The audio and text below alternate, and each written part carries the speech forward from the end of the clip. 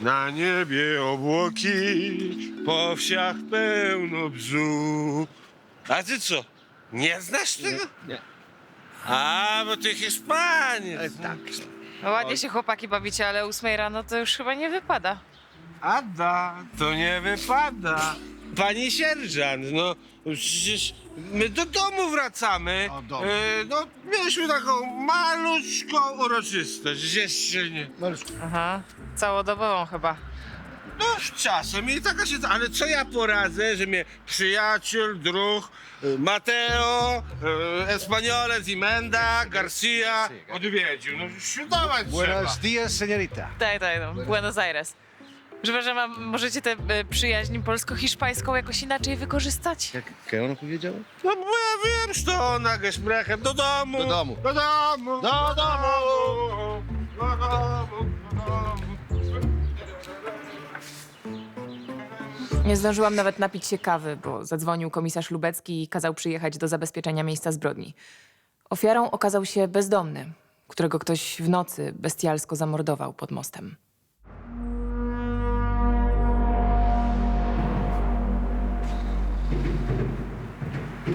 Ja pierdolę. No, dostał przynajmniej kilkanaście razy jakimś tępym narzędziem. Kto go znalazł? Poranny biegacz. Chłopaki spisali dane i zeznania i go puścili. Jacyś świadkowie? Kamery? Pod mostem? No, mieszka tutaj paru meneli, ale nikt nic nie widział. A któryś z nich pracuje przy remontach? Zobacz. Nie sądzę. Przeważnie żyją ze zbieractwa i żebrów. No ale czy tak czy siak trzeba będzie sprawdzić, czy nie ma w okolicy takich robót? Możesz uściślić, co to znaczy trzeba będzie? No ja muszę się zająć identyfikacją denata, tak? Poczekać na prokuratora, patologa. Dobra.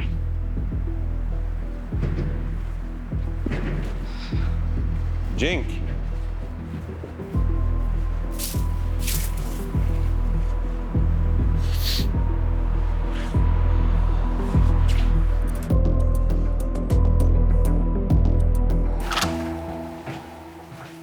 Słuchaj, w okolicy miejsca zbrodni nie ma żadnych prac remontowych, żadnych ekip. Więc jeżeli ktoś używał tej zielonkawej farby, no to nie wiem, może w jakimś wnętrzu. No zobaczymy, co powiedzą technicy. A ty coś masz? Te. Denat to Zbigniew Łata, urodzony w 67 w Natowicach. No rzeczywiście bezdomny, nie ma żadnych bliskich na Groczaku. A to CV u nas to za co? Jakieś tam 2 kradzieże, pobicie. Ale ostatnio miał zatargi z innym bezdomnym, niejakim Olafem Grzybowskim. Odsiedzieli 3 doby w areszcie jakiś rok temu. Rok temu to mało prawdopodobne, żeby to miało coś wspólnego z tym zabójstwem. No, Denat miał świeże siniaki po bójce. Wiesz, bezdomni często się leją. No niestety. No ale w tym momencie to jest jedyny trop, jaki mamy, więc trzeba znaleźć tego Grzybowskiego.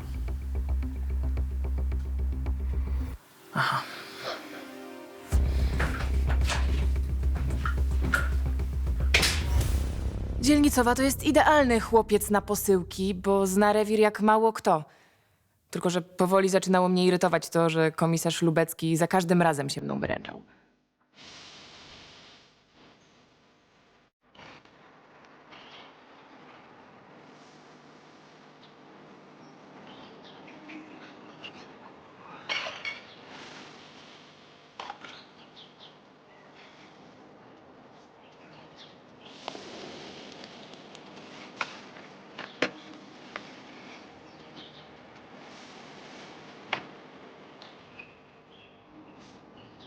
Dzień dobry.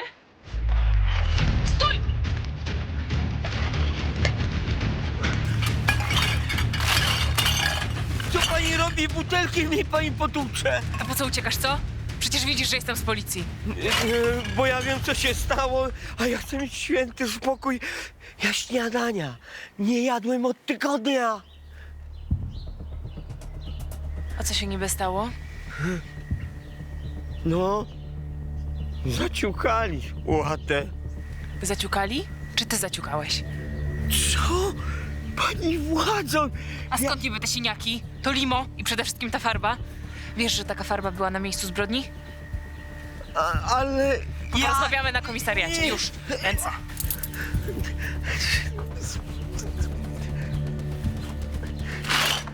Idziesz. Wszystko wskazywało na to, że ten niepewny trop okazał się strzałem w dziesiątkę. Zatrzymany miał już zatarg z denatem, do tego te świeże ślady pobicia, a przede wszystkim zielonkawa farba, która została znaleziona na miejscu zbrodni. Wyglądało na to, że sprawa zabójstwa spod mostu została rozwiązana błyskawicznie. No, bo się chuj nie chciał podzielić fajkami. Całą paczkę dostał. A jednego fajka było mu żal. I co, dlatego zabiłeś? Nigdy w życiu trochę się poszarpaliśmy, tylko mamy taką zasadę pod mostem, że dzielimy się wszystkim tym, co mamy. Ja mu nieraz szluga dawałem. Na Gorczaku ludzie giną za mniejsze głupoty. Sorry, kochany, ale nie kupuję tego. Co ty możesz wiedzieć o Gorczaku? Psia jego mać.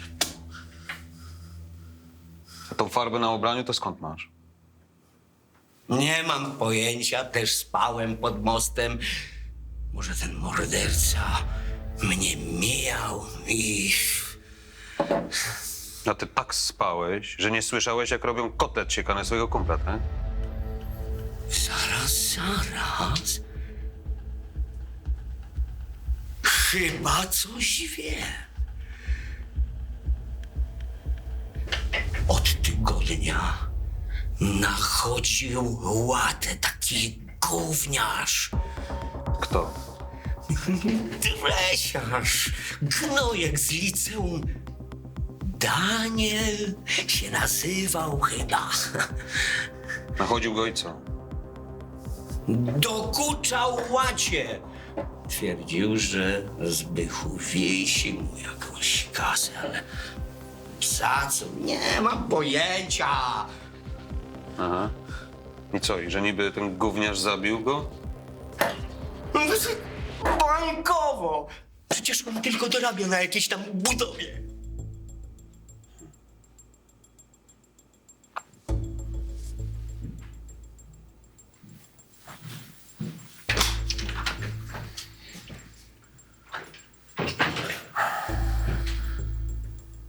Trzeba znaleźć tego Daniela. Proszę cię. To jakaś ściema jest. No ale sprawdzić trzeba.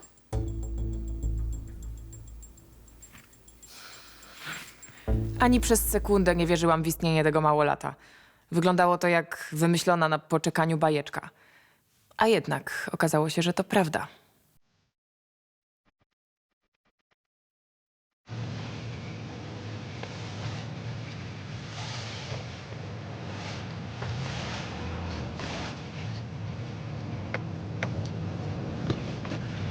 Tam jest ten remont kamienicy, przy którym dorabia sobie ten cały jeżak.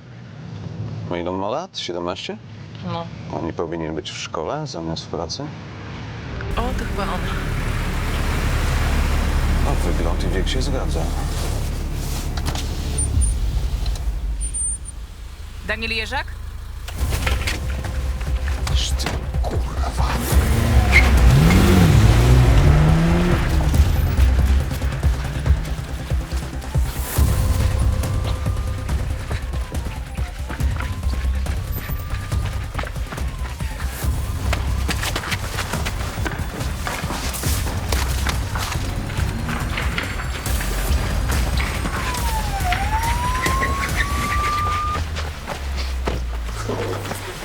Stój! Co jest, kurwa, myślisz, to zabawa gnoju? Żebyś wiedział, tylko testowałem, w jakiej formie jesteście. Paniusia chyba powinna trochę potrenować. Patrz, jaki wyszczekany. A ty chyba powinieneś siedzieć w szkole, nie? Twoja matka wie, że wagarujesz? Zarabiam na rodzinę. Co robiłeś wczoraj w nocy? Ruchałem ci starą. Wow! To za co? Jesteś zatrzymany w sprawie zabójstwa. Pojebało was? Jakiego zabójstwa? Widzisz? A to już nam wytłumaczysz na komisariacie, cwaniaczku.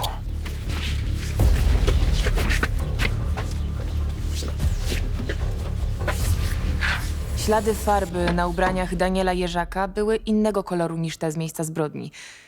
Ale wyglądało na to, że chłopak ma coś do ukrycia. Dlatego należało go jak najszybciej przesłuchać.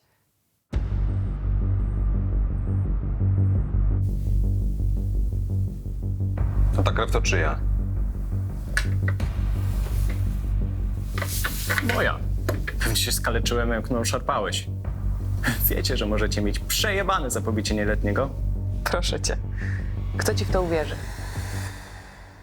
Wiemy, że miałeś sprawę za posiadanie dragów. Zioło, feta, mefedron. Gówno mi udowodnili.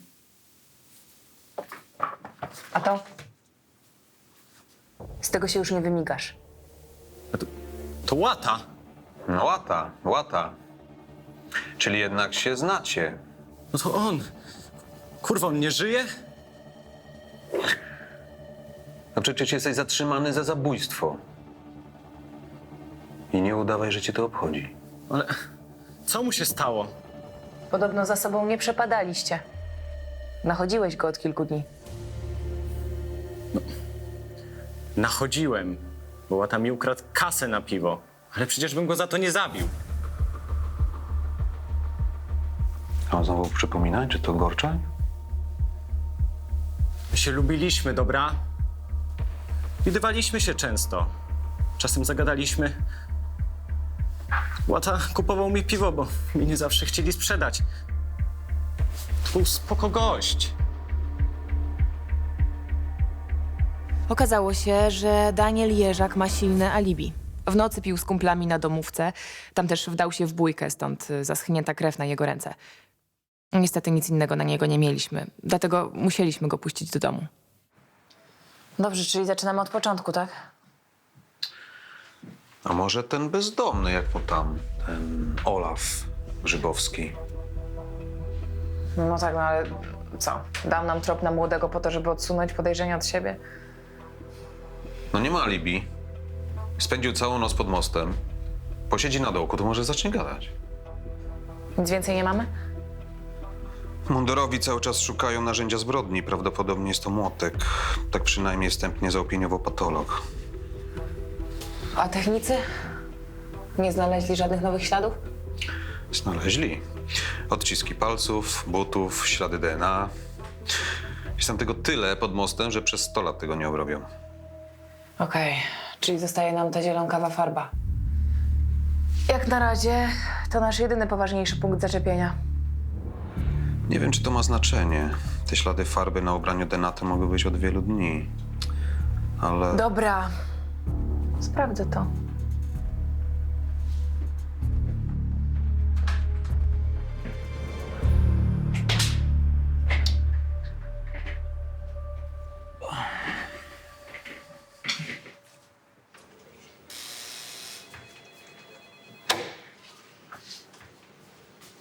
Dzień dobry, panie sierżancie. Na zdrowie. A nie za dużo tych toastów wczoraj było, co? Lolek, przecież ty masz dzisiaj wolne, czy nie? No wiesz, no... Mam, ale mam też sprawę. O, pani Sienicowa, kochana pani Sienicowa. Kochana.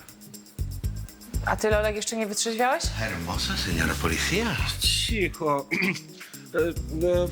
My przyszliśmy w sprawie tego pani pomysłu z rańca. No bo chcielibyśmy jakoś pożytkować tą naszą przyjaźń hiszpańsko-polską. ¿Quieres un café después del trabajo? Ty mnie się po polsku nauczyć gadać. No, sprawa jest taka, że po prostu... No nie wiem, czy to przez tego kaca, czy przez sałatkę.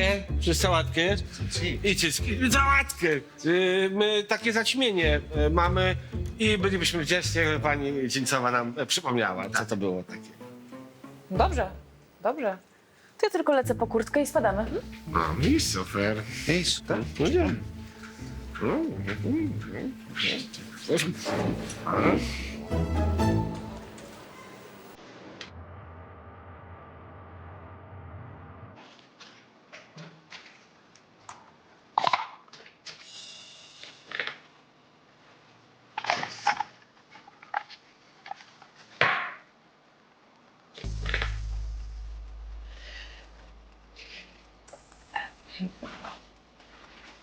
No cześć Kamila. Cześć, coś się stało? Przyprowadziłam ci wolontariuszy. No, Lolka to znam, ale tego pana? Mi nombre es Mateo y tú eres la chica más hermosa del mundo, najpiękniejsza na świecie. Jestem Pani wybaczy, ale Mateo trochę durnieje przy pięknych kobietach. To co was tu sprowadza? Mamy taki pomysł.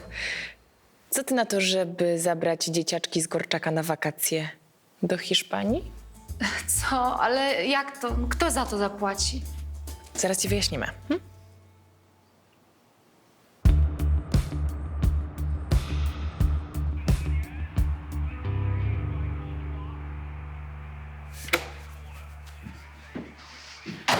Potrzebuję pomocy. Natychmiast. Halo? No słyszy mnie pan? Ktoś z konkurencji podrzucił szczura do mojego baru. Panie, co mi pan tu z jakimś szczurem? Nie widzi pan, że jem? Uspokój się pan. No ale to co ja mam teraz zrobić? Mówię, uspokoić się, tam usiąść, poczekać. Chyba zaraz będzie bramka. Co? Dupa! Widział pan? Przez pana to jest. Co dupa przez pana? A przez pana mi zaraz ten gryzoń cały lokal zdewastuje, proszę pana.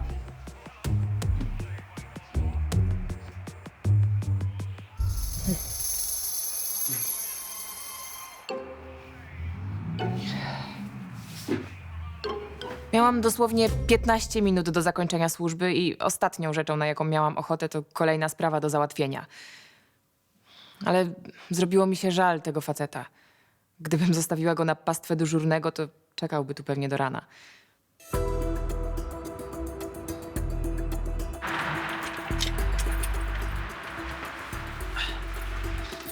Już o 17 musiałem zamknąć lokal przez to cholerstwo. Przecież jakby ktoś zobaczył tutaj tego szczura, to zaraz miałbym na głowie sanepid, no. A może zje pani troszkę barszczyku z łóżkami? Albo pierożków, no przecież do jutra się zmarnują. Nie, naprawdę dziękuję. Chcę jak najszybciej załatwić tę sprawę. Gdzie ten szczur? Za regałem.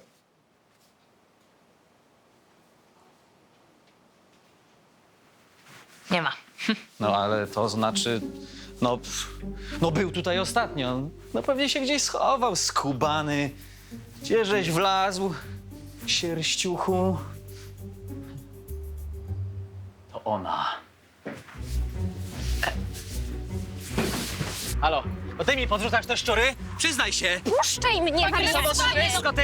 Co pan wyprawia? Jak to co? Walczę o swoje. Wegetariański lokal mi tutaj otworzyła i klientów podbiera? Akurat musiała połowę menu zrobić tak jak u mnie i to w dodatku taniej. Wegetarianie też mają prawo zjeść domowy obiad, a u pana wszystko na smalcu i ze skwarkami. Bo człowiek nie koza, trawą się nie naje. Wystarczy. Może pani oczywiście zgłosić napaść. Nie mam czasu na takie bzdury. Niech się po prostu trzyma ode mnie z daleka. Co pani wygaduje? Przecież jestem przekonany, że to ona tego Dobrze. szczura... Zapraszam ze mną, proszę. Zapraszam. A pani dzielnicowa, co się dzieje? Już mówię. Proszę. Tu. Pewnie tędy te szczury wchodzą. No, musi pan załatać tę dziurę, bo faktycznie sanepid za chwilę się panu zwali na głowę. Ale się wygłupiłem. Pani dzielnicowa, ja naprawdę przepraszam. Ja byłem przekonany, że to jest spisek. Dobrze, no. Następnym razem proszę się tak nie pieklić od razu, okej? Niech pan się cieszy, że ta pani nie złożyła jednak tej skargi. I niech pan naprawi tę dziurę. Nie, no, oczywiście już się za to biorę. Dziękuję. Co? Szczur? Zabiję go. No to spokojnie, gdzie? No, niech pan odłoży tę miotłę. No, Przecież to trzeba po deratyzację, no co pan Jaką robi? deratyzację? Za czyje pieniądze? Ja się sam go pozbędę. Zostawcie go! Niech go pan nie zabija. To jest humusik. Co? To domowe zwierzę. Śpi ze mną w łóżku.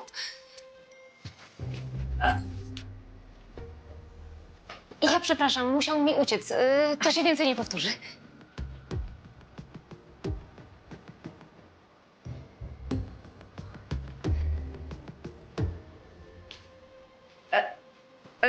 Przepraszam. Co on tutaj ma? Wygląda jak kamerka. No? No tylko po co? Dobra, to ja tu humusika podrzuciłam do pana lokalu. A, wiedziałem. Chciałam nagrać, jak pan Lesław przyrządza swoją słynną ogórkową. No i jest najlepsza na Gorczaku. I To jest szpiegostwo przemysłowe. wszyscy, co do mnie przychodzą, mówią, że wszystko super, tylko ta moja ogórkowa to jakieś popłuczyny w porównaniu do tej pana Lesława. No więc chciałam poznać jej sekret. Stwierdziła pani, że najlepszym pomysłem na to będzie wysłanie szczura z kamerką, tak? Żeby co, podejrzał przepis? No, pani kochana, to już wystarczyło powiedzieć. No przecież ja bym się z wielką przyjemnością swoim przepisem podzielił. Ale oczywiście nie ma nic za darmo. Czyli jakoś się dogadamy, tak? A w ogóle to Milena jestem. Lesław? Nie można było tak od razu?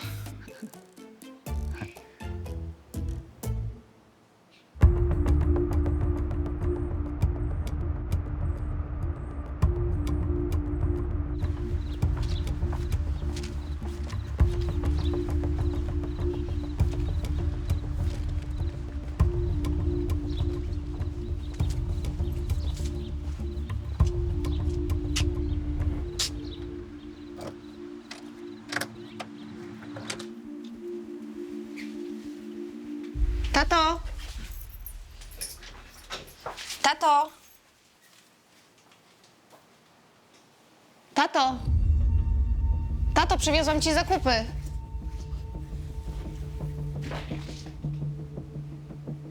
Tato! Tato! Tato!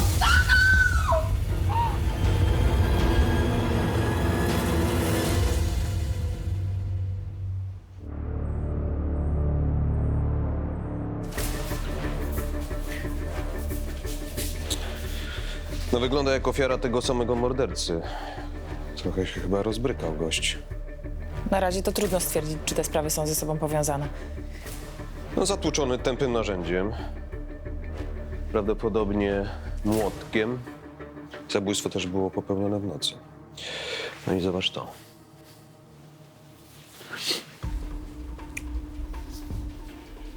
O szlak. No a propos, wiadomo już coś na temat tej farby? Czekam na odpowiedź sklepów budowlanych. Do wieczora mają mi dać listę osób, które kupiły tą farbę i zapłaciły kartą albo wzięły fakturę. No to na razie musimy się skupić na tym, co mamy tutaj. No, na przykład na tym, jak sprawca tutaj wszedł. No okna były pozamykane, więc ewentualnie mógł sobie otworzyć drzwi wejściowe wytrychem. Jacyś świadkowie? Nikt nic nie widział, nie słyszał. Nie ma żadnej kamery w okolicy.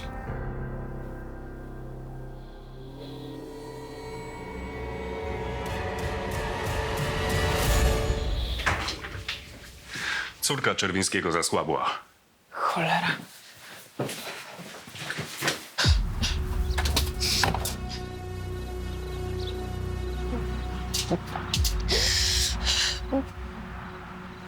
Kim pan jest?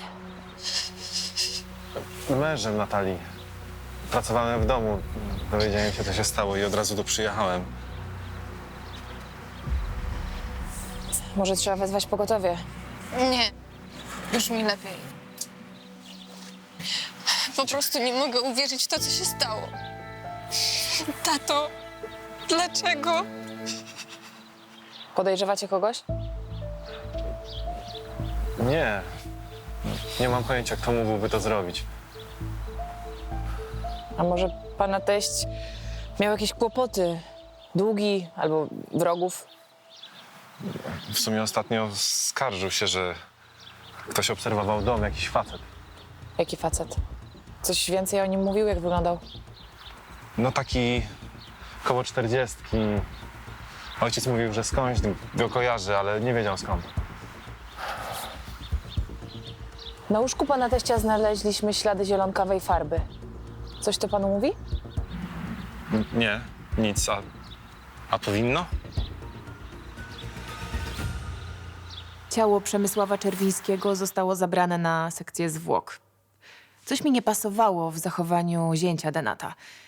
W ogóle nie patrzył mi w oczy i dziwnie zareagował na pytanie o farbę. Ale sprawdziłam alibi jego i jego żony.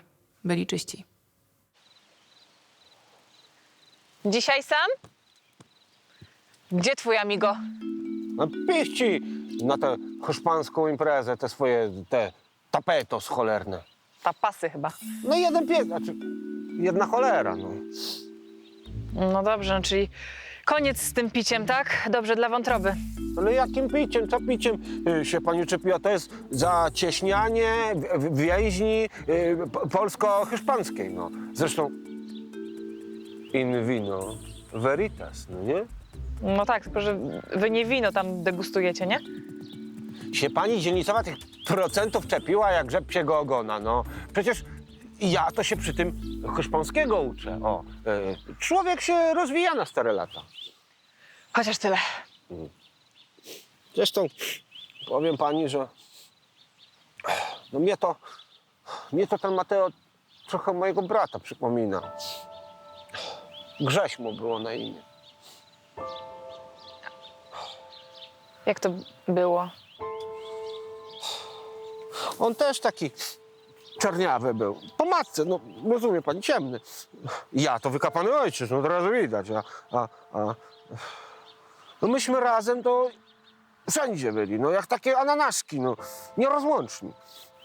Ja nie wiedziałam, Lolek, że ty miałeś brata. No, Grześ to tak ze 15 lat miał, jak mu się, no, no autobus go przejechał, no.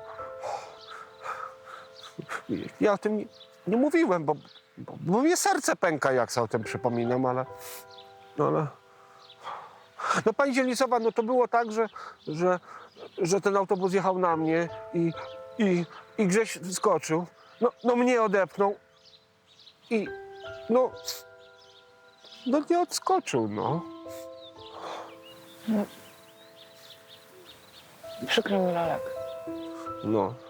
No i jak ja tą espaniolską mordę zobaczyłem, no to przecież to jak mój wykapany brat, no taki sam głupkowaty uśmiech ma, no. No.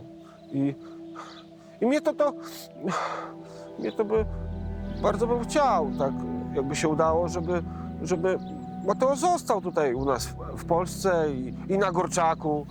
No tak, no bo to tak jakbyś ty miał sam teraz z No powrotem... własnego, rodzonego, No tak. prywatnego brata jakbym odzyskał normalnie, no. Tylko, pani dzielnicowa, bo ja o tym nikomu nie mówiłem. Ja mam opinię twardego gościa na dzielnicy i tak ma pozostać. Dobra? No. Dobra. Kurde, no.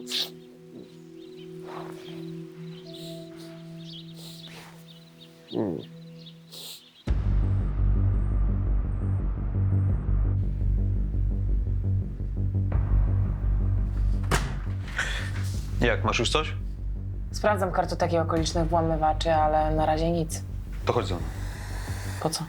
Sprawdziliśmy drzwi domu Czerwińskiego i wygląda na to, że ktoś użył klucza, żeby wejść do środka. Nie ma śladów włamania. Czyli to jednak ktoś z rodziny. Ślusarz. Kamil Sójka. Chodź, opowiem ci po drodze. Ale po drodze dokąd?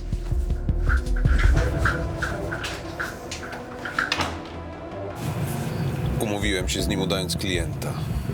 Czyli ten ślusarz jest sprawcą? Ale tego bezdomnego niby czemu miał zabić? No, tych kropek jeszcze nie połączyłem, ale był karany za włamania. Wymieniał ludziom zamki, później wchodził jak do siebie i obrabiał mieszkania. I wymieniał ostatnio też zamki u Czerwińskiego. Tak. No ale dlaczego z domu nic nie zniknęło? Nie wiem. Może Czerwiński się przebudził, Sójka wpadł w panikę i go zatłukł.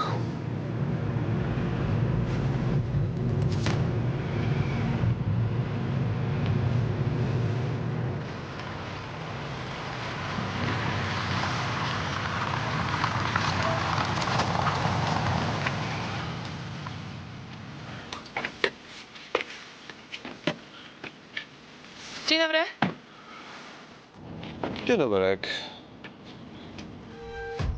Tak. To państwo z policji, tak? Tak, tu się nam bagażnik zacina, może pan coś poradzi. Nasz majster ma wolny. No, zasadniczo się autami nie zajmuję. Ale rzucić okiem mogę. No i co tu jest nie tak? Nic się nie zacina.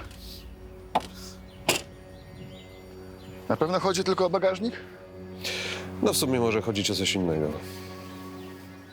No nie rozumiem. Co pan robił wczoraj, przedwczoraj w nocy? Spałem? Zaraz, jestem o coś podejrzany? Co to są kurwa za podchody? Co pani w ogóle robi? To są moje prywatne rzeczy. Tak? A tego często pan używa? W mojej robocie się wszystko przydaje, nie? Na przykład do włamów. Jakich włamów? Przyznaj się. Kręciłeś się ostatnio koło domu Czerwińskiego. Z powrotem, chodź tu. Dajesz, łapa. Ła! Już, nie płacz. Pogadamy sobie. Właśnie.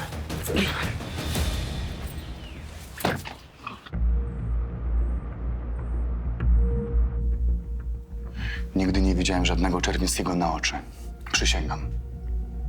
Co to była za reakcja, jak koleżanka o nim wspomniała? Nie włamałbym się do tego starego dziada, rozumie pan? Starego dziada. Czyli jednak się znacie. Przemysław Czerwiński został zamordowany dziś w nocy. Prawdopodobnie za pomocą młotka. Możliwe, że takiego jak znaleźliśmy u ciebie w torbie. A twój już udaliśmy do analizy. Dobra. Kurde. Jestem jebanym złodziejem. Przyznaję się. Ale ja nikogo nie zabiłem. Musisz mi uwierzyć, człowieku, przysięgam. Ktoś obserwował jego chałupę. Tak! Ja! Chciałem poznać jego zwyczaje. To takie standardowe działanie. Ale wczoraj w nocy mnie tam nie było. Przysięgam. A ktoś to może potwierdzić? Mieszkam sam. Więc nie. No to niestety zostajesz dzisiaj z nami, bracie. A później się zobaczy.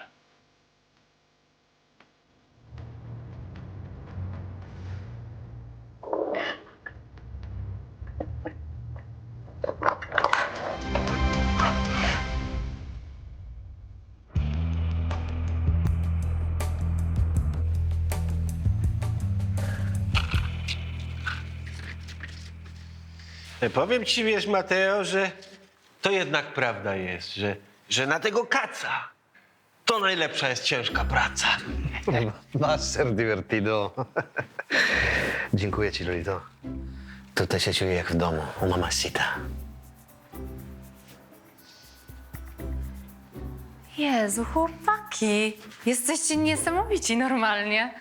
To ty jesteś niesamowita chica, una chica fenomenal, increíble, hermosa, encantadora. Mi amor.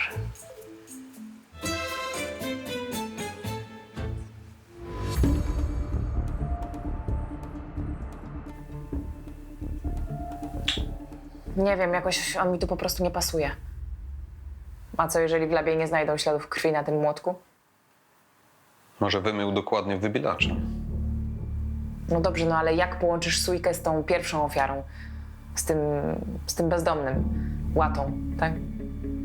Po co miałby go zabijać? Poza tym nie znaleźliśmy w jego domu śladów tej zielonej farby. Może niedokładnie szukaliśmy. Może jest jeszcze coś, czego nie wiemy. Od techników. Sprawca zamordował obie ofiary lewą ręką. Specjaliści to potwierdzili. Dzięki. Widzisz? Sójka jest praworęczny, sam widziałeś. Może udawał. Może się już czegoś domyślał. W sensie za bardzo kombinujesz, Konrad.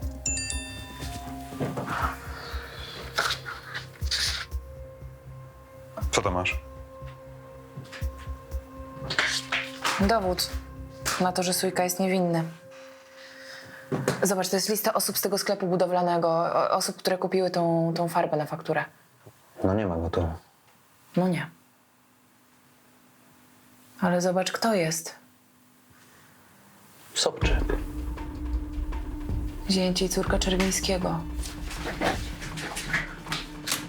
Sławek, będziemy potrzebować wsparcia.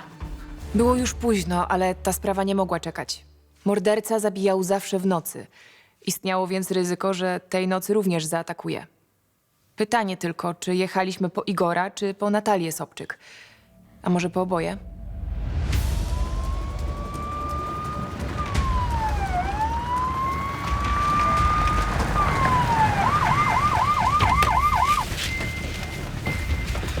Zero 0 do 08. Gdzie to wsparcie?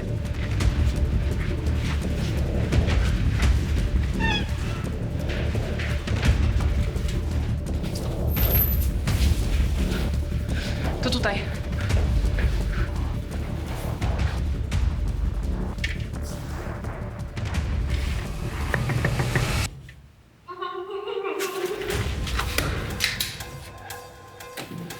Policja! Puść ją! Kurwa, śpi? Ej, obudź się! Co wy to robicie? Co się... Natalia! Natalia, wszystko w porządku? Co wy tu robicie? Natalia! Wszystko w porządku? Co tu się dzieje? Żonę dusiłeś. Co? Niemożliwe. 00 do 08. Potrzebna jeszcze karetka. Siadaj. Przecież W porządku? ja spałem. Co on gada? Natalia, to ty wezwałaś policję? Co tu się dzieje do cholery? To jednak on. Pan leworęczny? Tak, czemu? Skąd się tu w ogóle wzięliście? Pani mąż zostaje zatrzymany w sprawie popełnienia 2 zabójstw i usiłowania 3. Co ty pierdolisz? Jaki zabójstw? Zaraz. Weź go. Zaraz, co pan robi? To co? To Igor zabił mojego ojca?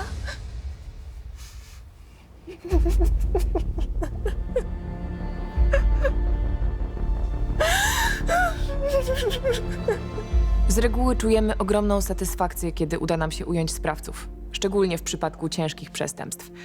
Ale tym razem chyba nikt jej nie czuł, bo Igor Sobczyk zabijał zupełnie nieświadomie i bez cienia premedytacji. To był szok. Zarówno dla niego, jak i dla nas.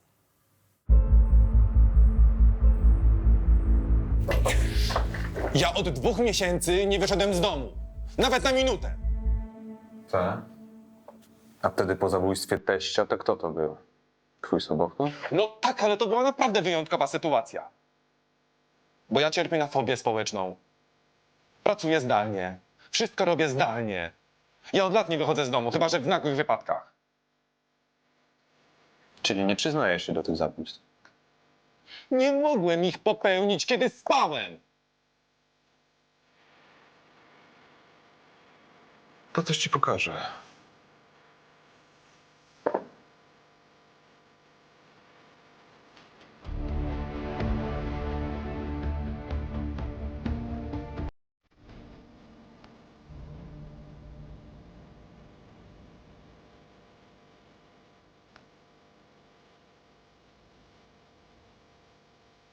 Ja pierdolę. A to było trochę później.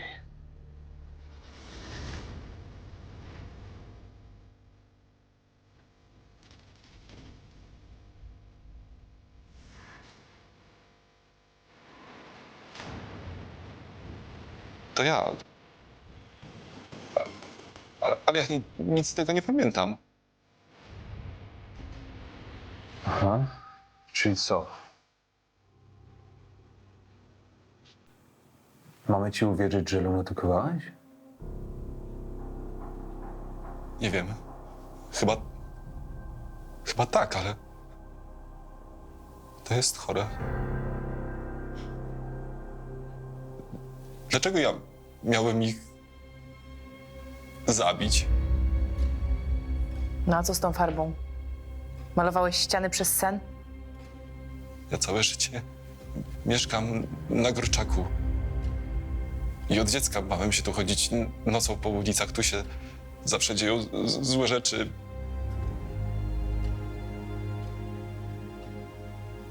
Mój ojciec został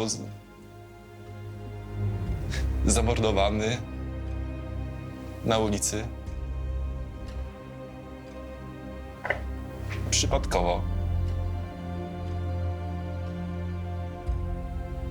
To wtedy wszystko się zaczęło. Diagnozowałeś kiedyś te swoje problemy?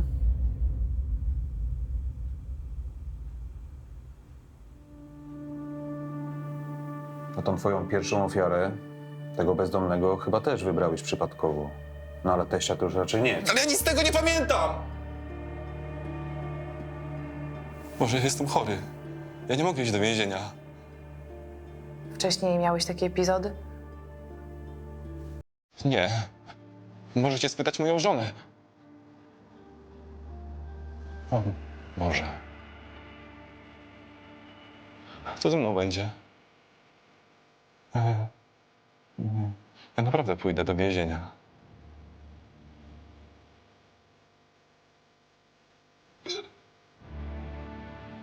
Igor Sobczyk trafił do aresztu z zarzutami podwójnego zabójstwa i usiłowania trzeciego. Ale biorąc pod uwagę to, że nie był świadomy popełnianych czynów, sąd mógł złagodzić jego wyrok. Tylko że do tego była potrzebna opinia biegłych psychiatrów.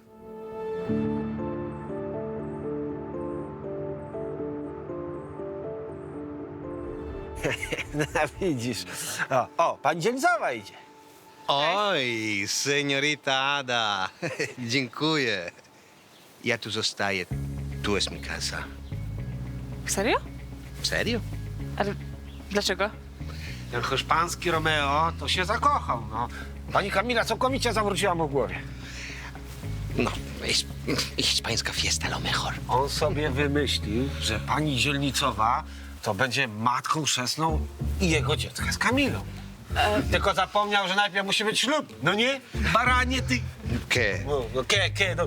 Dobra, czas już teraz na dobrą zabawę. Zapraszam. Viva la fiesta, czy jak to tam po hiszpańskowemu jest. Bajabongo i do przodu. Bite.